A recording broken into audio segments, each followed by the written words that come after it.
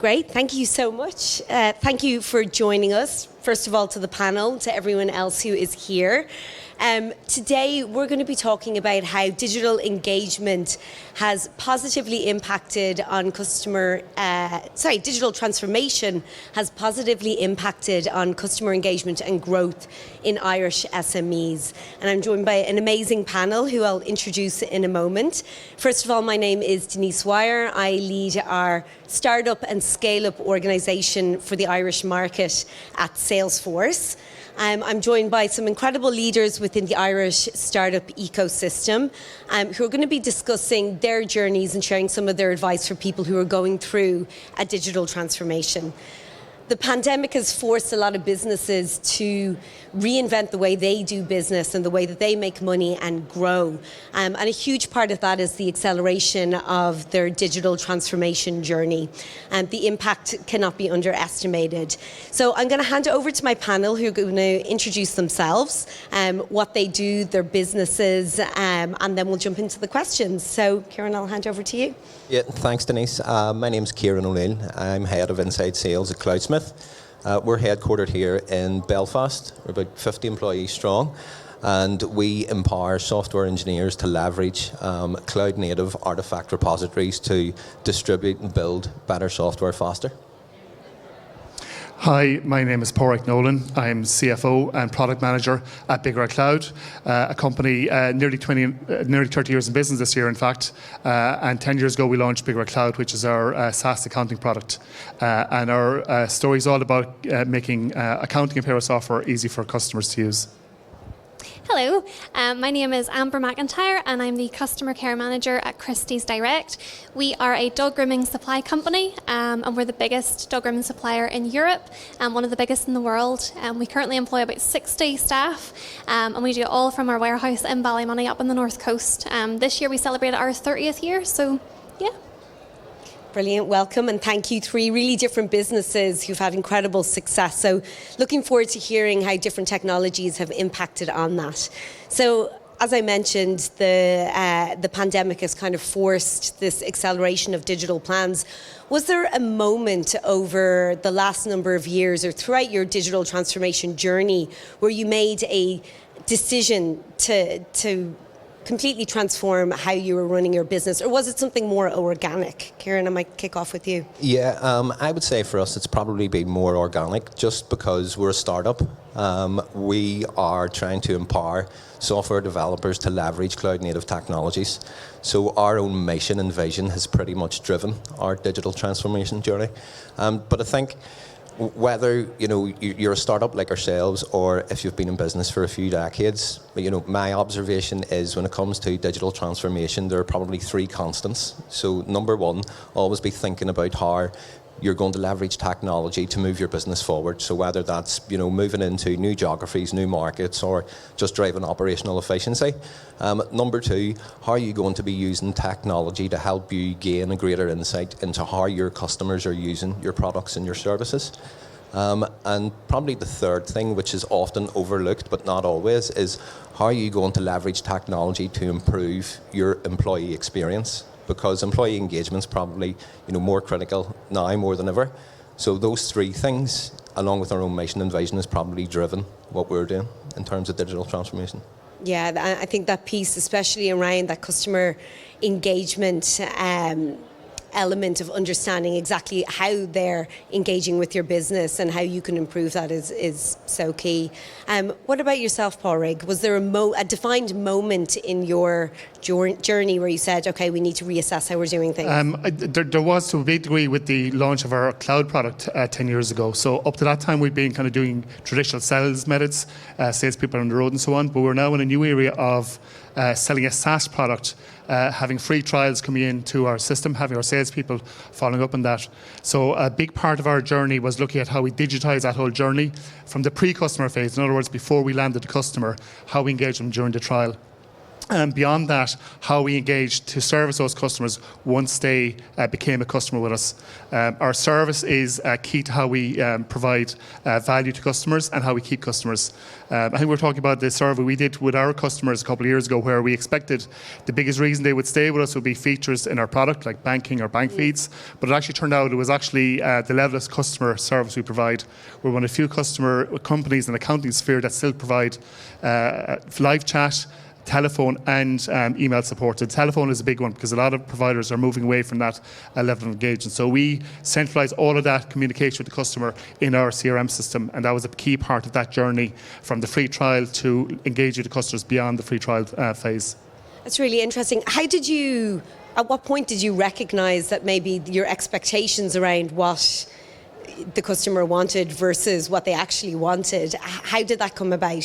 What technologies were you using to recognise that? Well, we do a lot of direct engagement with customers. We do a lot of analysis of the chat. We have anytime a customer requests a feature on a phone call or a chat with our support team, we actually record that, and we actually do a lot of analysis of that. So it's really looking at those trends.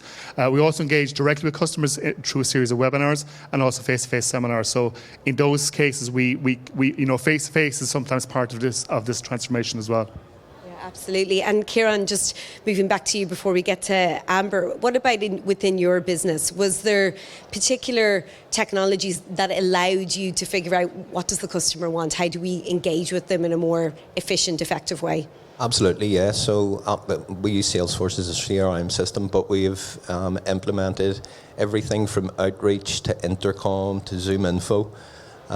We have also begun giving our salespeople access to our Superset platform, where we can get granular analytics on how folks are using the trial versions of our software.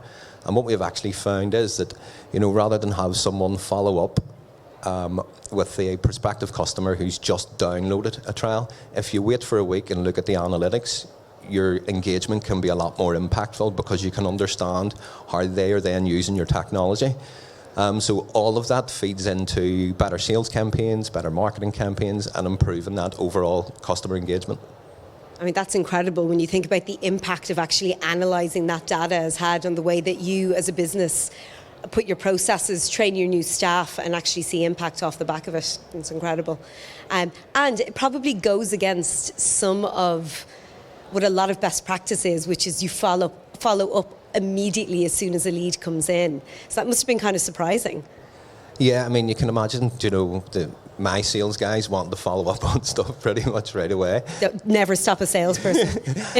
But, customer success should be at the heart of your digital transformation anyway, and if it's going to be more impactful to follow up, wait a week or two to follow up with the customer and have the right type of analytics and insight into how they're using their technology, you can then feed that back into your product team also as well.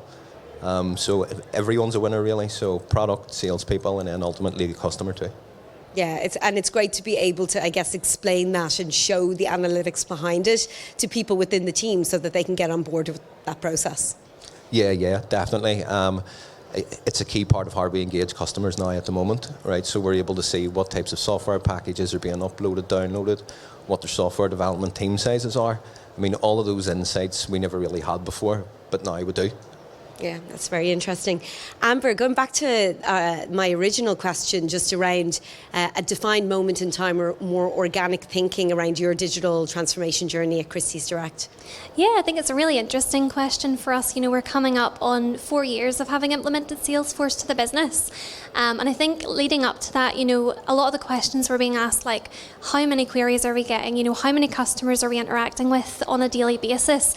And nobody could answer that question because we were using so many different platforms to do one thing, which is ultimately serve the customer. And kind of like Kieran said, that's at the heart of everything we do is that customer success. But we had no way of knowing how often people were contacting us. So really it was answering that question, like how much, how many, how often, those kind of questions that made us go, okay, we need to do something about it. And for us, that was implementing Service Cloud to the business. And really, the transformation we've seen was pretty instant. Like all of a sudden we had dashboards in place telling us how many people people we're talking to, you know, how many cases did you do in a day? And I think that really feeds into the job satisfaction for the people on the ground as well, because they can actually come at work at the end of the day and see, this is how much I did today, this is how many people I helped and made an impact on. Yeah, absolutely. And making that shift to the customer driving, so the information that you get about the customer journey driving the decisions that you're making within the business, was that a real eureka moment for you, or has that always been the way you've operated, and just having the technology allowed you to have that data to make those decisions? Yeah, I think so. I mean, I think ultimately we've always listened to our customers, because they're the ones, you know, they're dog groomers using the products. They know what they want, what they need, what the next big thing should be. So we've always listened to them. But I guess any decisions that we've made are now backed up with data. So like a good example I would use is we are finding a lot of people out there with doodles, labradoodles, any kind of oodle mixture dog. It's a very popular breed at the moment.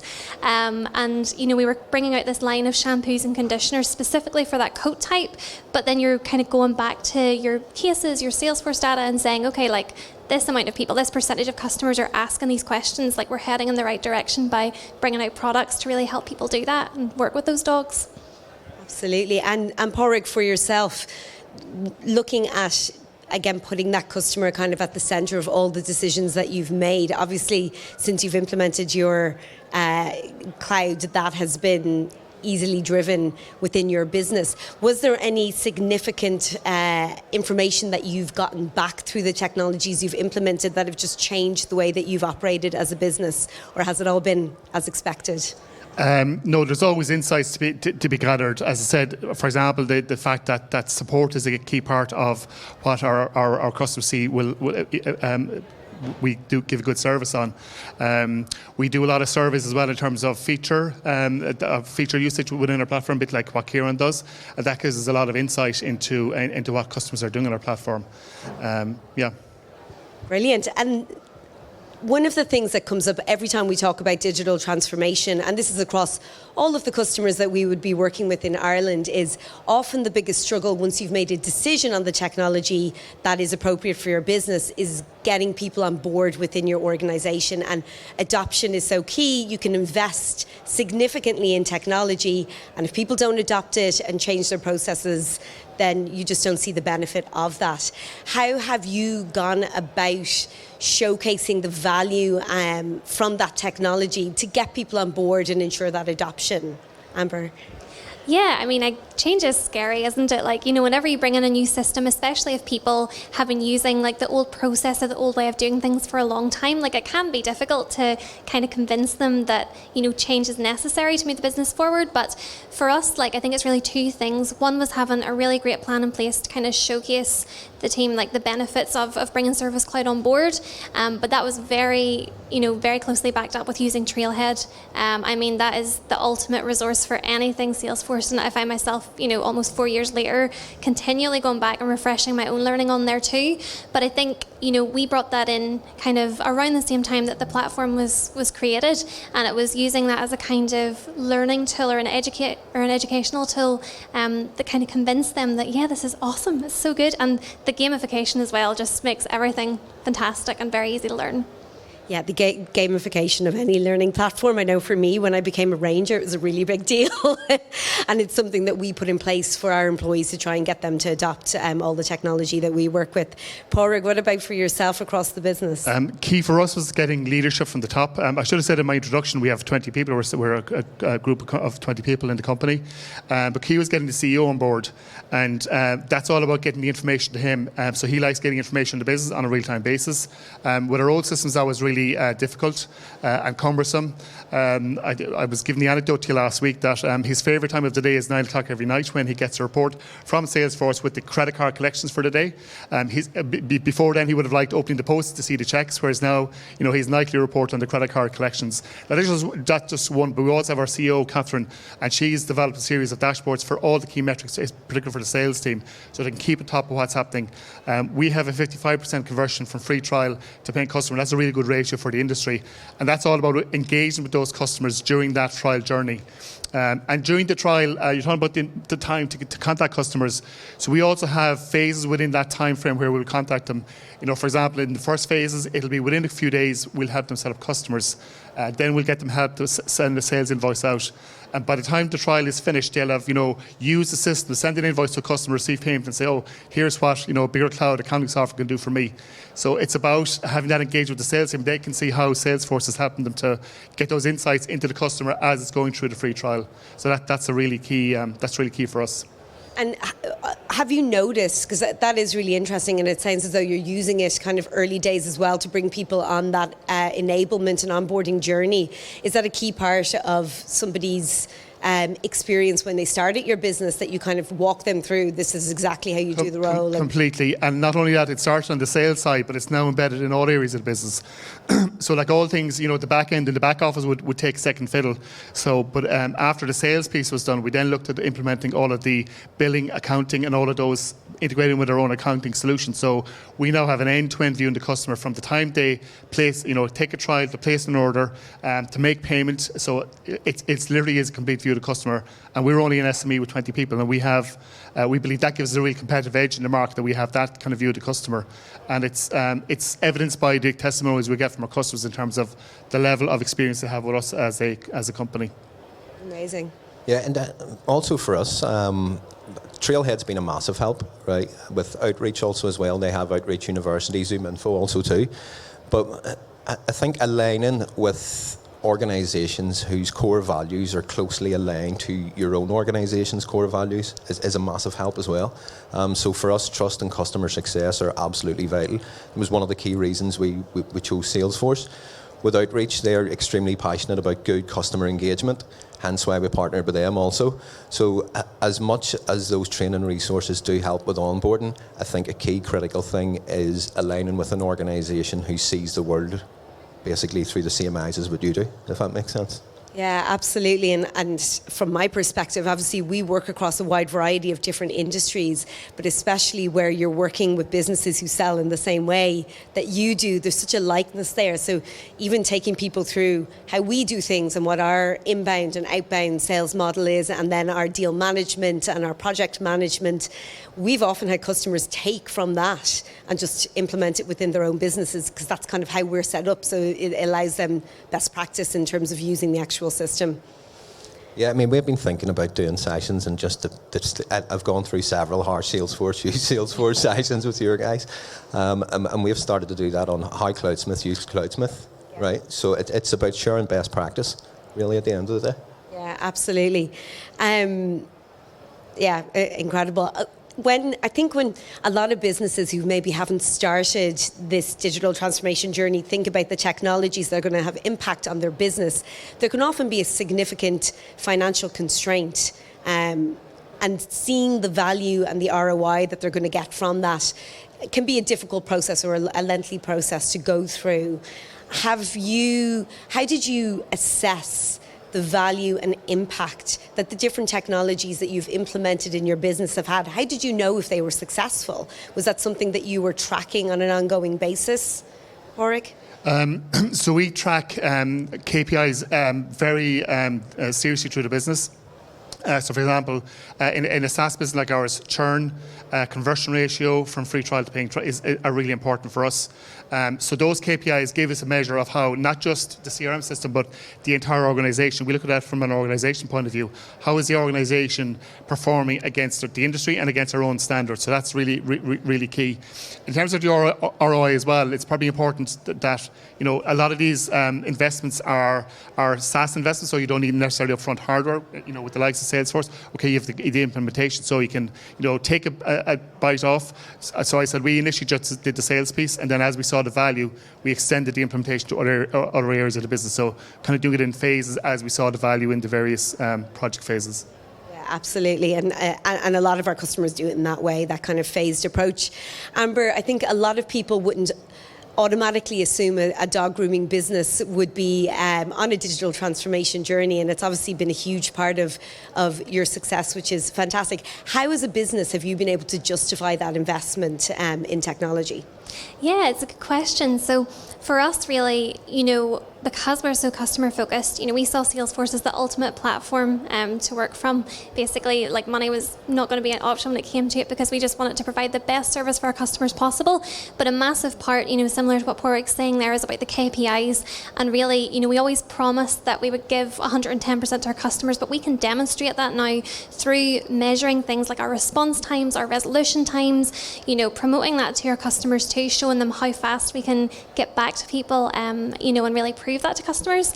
Another side of it as well is even thinking about conversion rate. I know that's maybe not normally something you would consider in customer care, but people come to us with questions about products, and what we've recently started is monitoring those cases and saying, if someone asks us a question, how likely are they to buy after that, whether it's through live chat, WhatsApp, Facebook, whatever it might be, and just keeping an eye on that conversion rate too, which has been really interesting. And honestly, we couldn't have done it without the reporting systems in place there. So yeah. Amazing. Kieran, I know we were talking a little bit last week about that, tracking the value and the impact that it's had from an investor perspective for Cloudsmith.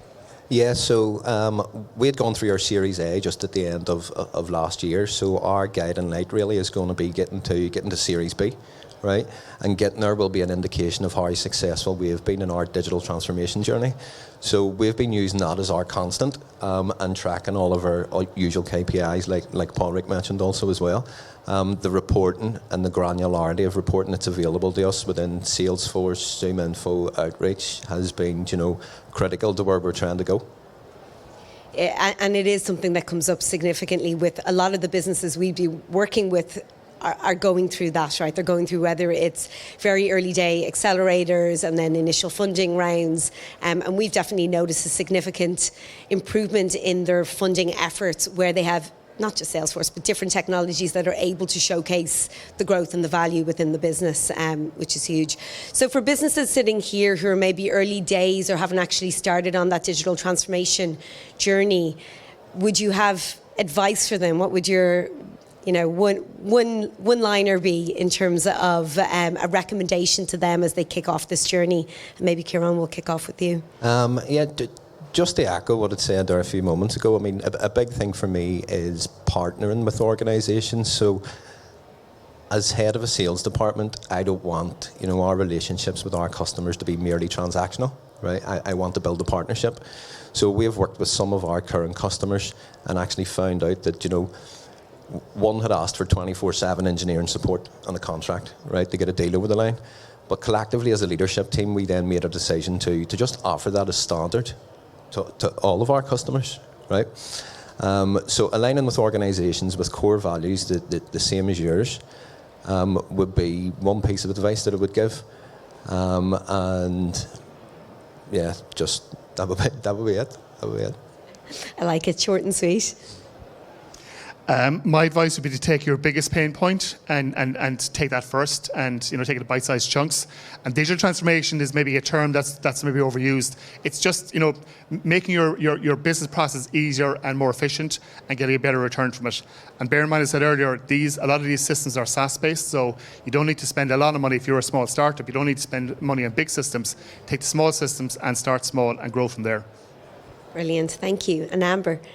Yeah, similar there. We were talking about this earlier. Probably start small. You can bring things in as simply as you can at the beginning, because you can always add, and that's the really great thing. Like for us with the Service Cloud platform is that how it looked 4 years ago is not how it looks today. And as the business needs have changed, we've been able to add features and implement new things to really support our customers. So start small, keep it simple, and just build on that. Amazing. Great advice. Thank you guys so much. Really appreciate it. And thank you to everyone for joining us today.